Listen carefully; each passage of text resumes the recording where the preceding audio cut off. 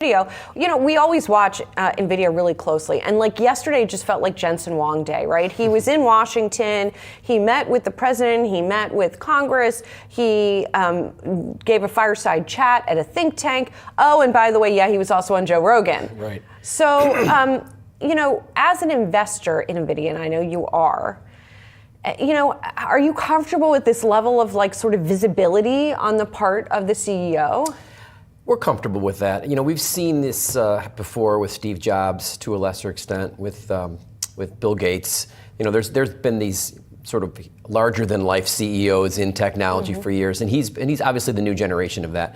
And that's been going on for a few years now. Yesterday was a big day, even in the score of big days. Right. As far as once you're on Joe Rogan, I think you're close to jumping the shark as the amount of media attention you can get in one day. Although I wonder, how many people who listen to Joe Rogan hear Jensen Huang and they're like, who? That's a good question. I don't know. I don't know. I mean, we all are steeped in it, but who knows? Right, exactly. Probably not as many people as you think, right? So I think there's, I'm not surprised by that. It's been good public publicity for the firm, and obviously the investors know it well. The question really is it going to be effective in changing the behaviors, particularly due to China, right? I mean, it's one thing to go out and pound the table and say we really have to do this. It's another thing to actually do it. Well, and it's really interesting because the market seems to have moved on from China, right? The market seems to have priced out the possibility that they're even going to get that revenue back at some point. Well, we've seen the on again, off again a few times, and I think at that point, once you've had the off again sort of stall, which is basically what's happened in China, there's no reason to expect it. So it would be an upside if it would happen, but you're right, nobody's modeling it, no one's expecting it. Well, do you think then that Jensen's energies are well spent on lobbying so hard for this China revenue? They probably are. It's still the second largest market. It's still a huge, important growth engine for any company in technology. So to be shut out of it is to cede that market to competitors. So I think it probably does make sense. It's a long shot, but he's got to press it. I want to zoom out a little bit. We just got a report from Bloomberg that Meta is considering trimming down its Reality Labs efforts, its metaverse efforts. Right. And I can't help but think about, here we were, 4 years ago when they were kicking it off, and it was such a big play. And guess what? Jensen Huang was also talking a lot about the metaverse as well. And it hasn't really gone anywhere. And you think about the parallel today when such huge amounts are being spent on generative AI. There's always a risk with new technologies that you're not going to get the adoption that you think. Right. How do you think about that potential risk here? You're right. So if you back up and think about a few years ago when Meta changed its name and changed its stripes a bit, they started spending and the stock underperformed for a period of time. And they started peeling that spending back about a year and a half, 2 years into it. And then the stock did a little bit better. Right. And it reminded me of some of the moves that Amazon made in the early 90s when they were heavily investing in distribution, in technology, and they'd have these moments where they missed the quarter on earnings but had good general revenue, but they were spending hand over fist. And there would be certain investors that hated that and certain investors that would ride through it. But if you backed up long enough in a big enough picture, they still dominated their space. Meta continues to dominate the space of social media. So when they started pulling back in Meta then, I thought, okay, that makes some sense. To say that they're cutting more of it now and the stock reacting positively is just a reminder that they need to be cognizant of how they're spending their capital, and they need to be, that CapEx has to be focused on what is actually going to work. And I think they probably got a little too far over their skis a couple years ago. They knew that then. They're continuing in that vein of cutting spending in the Meta portion, and they'll continue to pump it into AI. And you've seen the AI capital spending from them has been fantastic, but it's also been giving them return on invested capital. Right. Nvidia's stock hasn't been as robust as it usually is during the last few weeks. Due to rumors that Meta Platforms may be buying tensor processing units, TPUs, from Alphabet, the shares are down about 15% from their peak. Because Meta is such a big customer, Nvidia is concerned that some of Meta's expenditure might be transferred to Alphabet. But I believe that investors aren't seeing the wider picture here. The truth is that there is more demand for computing hardware than Nvidia can meet, even if the business would profit from capturing as much AI computing hardware investment as possible. Alternative suppliers must therefore emerge, or else the chipmaker risks overextending itself during this build-out and creating problems later on when AI spending is less significant. Nvidia's long-term outlook reflects this reality, and there are 4 trillion reasons why I believe Nvidia stock is a fantastic investment during the decline. All of the artificial intelligence hyperscalers have assured investors that 2026 will see even higher spending, having already spent billions of dollars on computing power in 2025. Given that Nvidia's graphics processing units, GPUs, are the main component of this expenditure, this is encouraging for the company. However, according to CEO Jensen Huang, the company's cloud GPUs are sold out. Customers like Meta are out of luck if they realize they need more processing power than they had anticipated. They then had to look to other vendors like Advanced Micro Devices or Alphabet in order to obtain more. Since it indicates that Meta doesn't think AMD's computing gear is as good as Alphabet's, the choice to perhaps use some of Alphabet's computing hardware is more of a slight to AMD than it is to Nvidia. However, the amount hyperscalers intend to spend on AI in 2026 is minuscule in comparison to what Nvidia believes it will be by 2030. By 2030, management projects that global capital expenditures, CapEx for data centers, will amount to between $3 trillion and $4 trillion. Compared to the expected levels of roughly $600 billion in 2025, that is a significant increase. Since Nvidia might have a lot of empty capacity beyond 2030 if the AI infrastructure build-out is almost finished, it is not practical for the company to scale up to fulfill all of that processing power.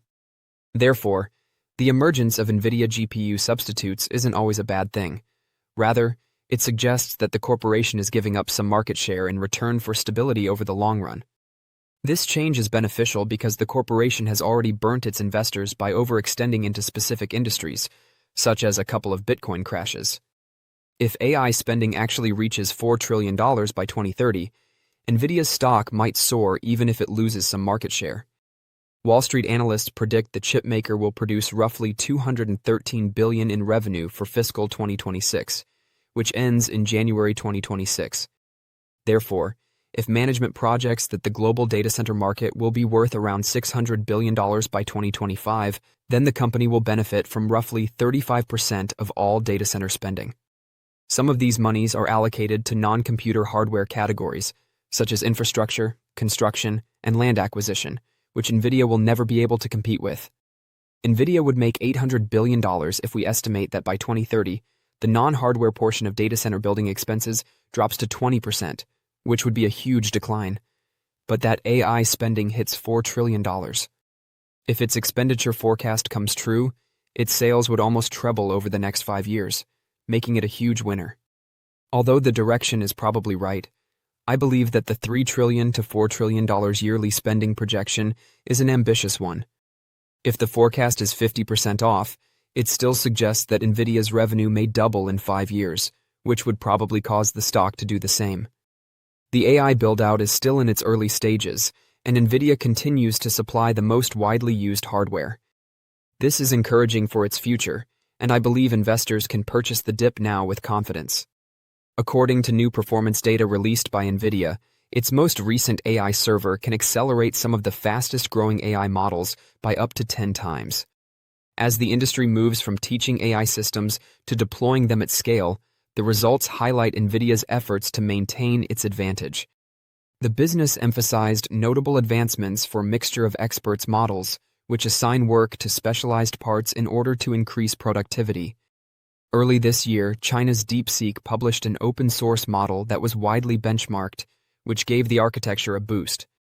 Since then, developers such as OpenAI, Mistral, and China's Moonshoot AI have embraced the methodology. Nvidia said that their new server, which was constructed using 72 of its best chips and coupled by a high-speed fabric, increased performance on Moonshoot's Kimi K2 thinking model by a factor of 10. The models from DeepSeek showed comparable improvements. Nvidia ascribed the enhancement to speedier connections between chips and increased chip density. The update comes at a time when advanced micro devices and Cerebras are becoming more and more competitive in the model-serving business. AMD may make the competition more intense when it releases a similar high-density server the following year. The speed at which cloud providers and AI developers adopt Nvidia's most recent server generation and whether the performance advantage converts into long-term demand will be monitored by investors. According to Bloomberg, Nvidia recently achieved a small but significant victory in Washington when Congress excluded a measure that would have hindered its ability to sell AI processors abroad from a defense package that was required to be passed. The GAIN AI Act would have compelled Nvidia and AMD to give American consumers priority before sending cutting-edge CPUs to China or other countries with restrictions. According to a person familiar with the measure, it was not included in the final form of the defense package that was due on Friday. This eliminated a short-term burden for the business, albeit it may possibly resurface in the future. CEO Jensen Huang met with senior senators and President Donald Trump on Capitol Hill during the debate. Huang claimed he was only there to respond to inquiries about artificial intelligence outside Speaker Mike Johnson's office, but his message was unmistakable. Later, he described the choice as sensible and cautioned that the law would have undermined American leadership in artificial intelligence. A policy risk that endangered one of Nvidia's most lucrative international markets has been mitigated for investors. Now, traders will keep an eye on the final military bill and whether new export restrictions appear in 2026. Despite a slight decline in its price since early November, Nvidia has been a huge long-term beneficiary of the AI megatrend. Since significant investments in AI infrastructure began in 2023, it has increased by more than 1,100%, and in 2025 alone, it has increased by more than 30%.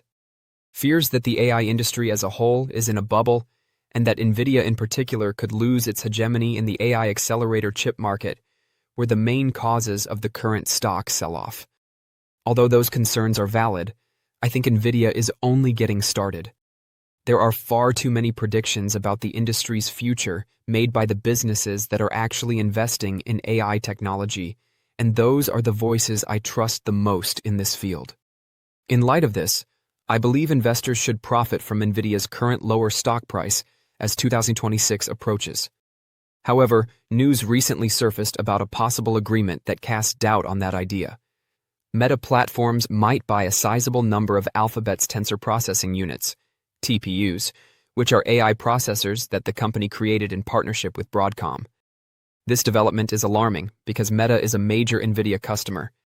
But Nvidia is sold out of cloud GPUs, as CEO Jensen Huang pointed out on the company's third-quarter earnings call. The background of the potential TPU purchase may be crucial.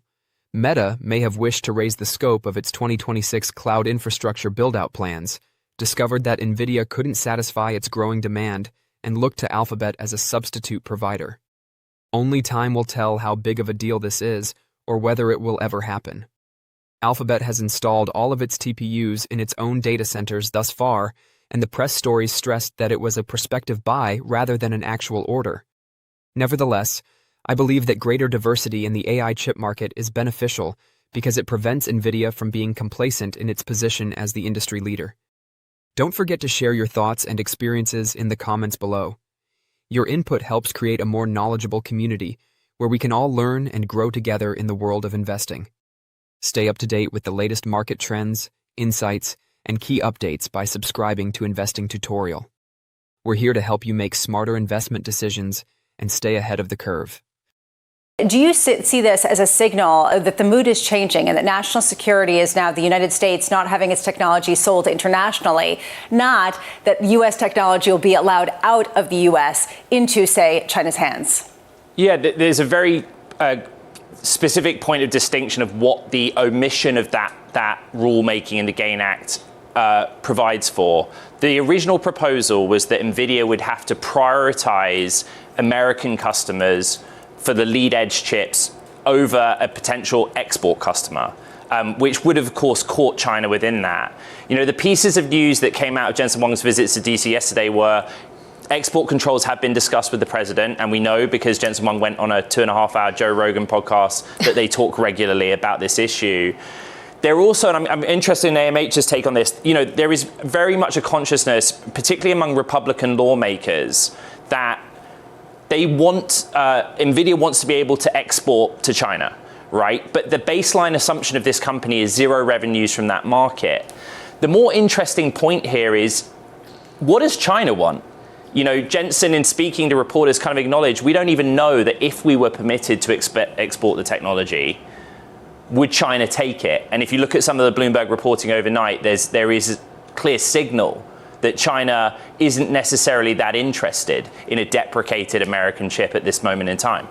Well, yes, he's saying that China will not accept a degraded chip, Ed, but will they accept a high advanced chip, which basically would mean the administration, to Lisa's point, having to do a little bit of reverse course when it comes to national security. Do you think Jensen Huang was able to get that point across in Washington, D.C.? This is his view that he's been lobbying. Yeah, clearly Jensen and Nvidia are staying in close proximity to the administration, not just the administration, right? Congress, because that's going to be a factor. But Jensen is also not foolish. He literally said, we do not know what the state of play is and whether we'll be able to or not.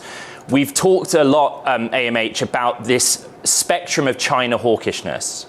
At one end, you have the China hawks who say we must not sell this technology under any circumstances, with particular anxiety that China will use the technology for military purposes.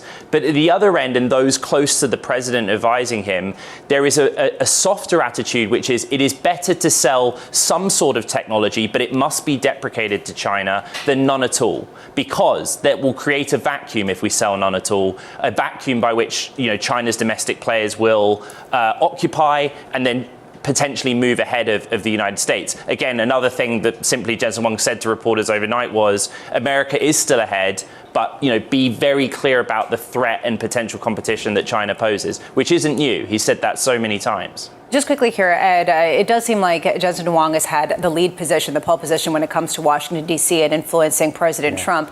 It seems like Alphabet's AI chips are gaining ground when it comes to the rest of the universe. How do you parse that out? How much ground do you actually see the Google chips as gaining? I don't hear any other word more often than TPU. Every single day, TPU, TPU, TPU. Markets have moved in recent weeks when there's been reports that Alphabet is considering allowing third parties to take the product, selling it through Google Cloud Platform.